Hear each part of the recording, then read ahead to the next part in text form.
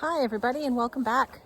If you're new here, my name is Nicole and I garden in Zone 6, Eastern Canada. And you can see by all the snow on the ground that it's still fairly cold here. It is March 2nd. We got a little bit of snow today. The kids are home from school and we're likely to continue getting snows for a good month or so. But today we're going to head into the greenhouse right here behind me and have a look at how I overwinter my rosemary.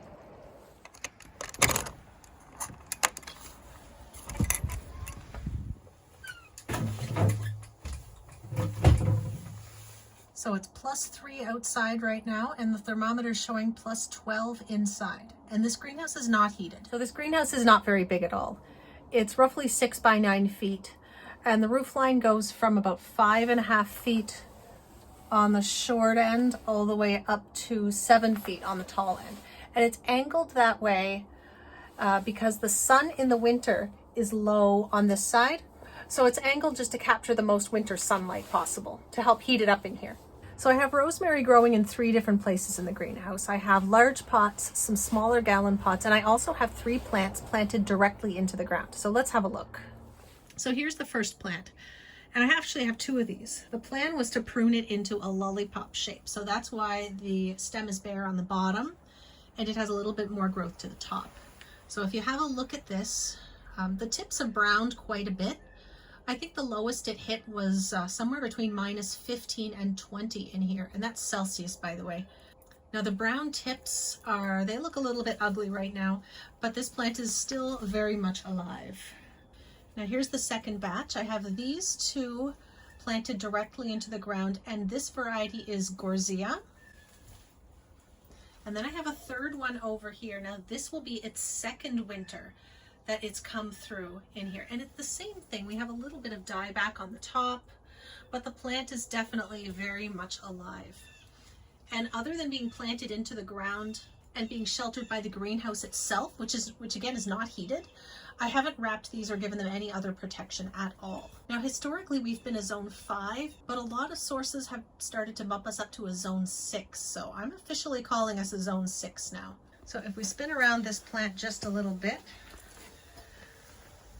we can see a little bit of dead branches on this side, and this is the side closest to the window. So that shouldn't be a problem, especially, everything in there in the middle is beautiful and green. And none of this is new growth. I'll give it a good pruning and take off all the dead branches once I start to see some fresh new growth, but I'm going to wait on that for a little while longer. Now here are the last ones, and these ones are not looking fantastic, but I didn't have high hope for those. Like I said, it was a bit of an experiment. These ones here on the side are looking pretty brown and crispy. There is still some green in these ones though, these 3 here. These are gallon-sized pots. And now that we have hit March, I'm going to come out here, and the next time I have to water them, I'm going to put a little fertilizer in for them. So I also have some Dusty Miller and some eucalyptus that I planted into this greenhouse in the fall, just to see if I could overwinter that as well. I have some eucalyptus planted both in pots and also into the ground, and the Dusty Miller is just into the ground. So I'm definitely coming out here daily to check as the temperatures warm up and the soil temperature comes up. I'll be looking for some new growth. And actually, we could have a look at the soil thermometer. It's just below the 5 degrees Celsius. That's really good for the 1st of March. Put that back. So that little green thing there on the ground, that's the top of the soil thermometer. I just left it in there all winter. Yeah, there you go. So this tiny little greenhouse is completely crammed full, and I have a lot of other things in there that we can talk about. And I already did in a greenhouse tour I did a little while back.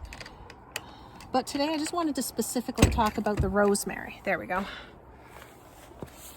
I built this door myself with 0 construction skills, so I'm lucky that it's still closing. If you watched my last video, there is one other place where I had some rosemary growing outdoors, completely unprotected. This is zone 6, remember? So we have had some snow since then, and we did have a couple of -15 nights. And these poor things didn't have the snow cover that they did in the depths of the winter. So they're looking pretty rough, but I think they're still alive.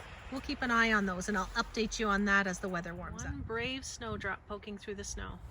So you guys know that I am always grateful to get new subscribers, and if you haven't already yet hit that subscribe button, please do so, and it'll just let you know when I upload a new video when you log on to YouTube next time. At the moment I'm trying to upload about twice a week.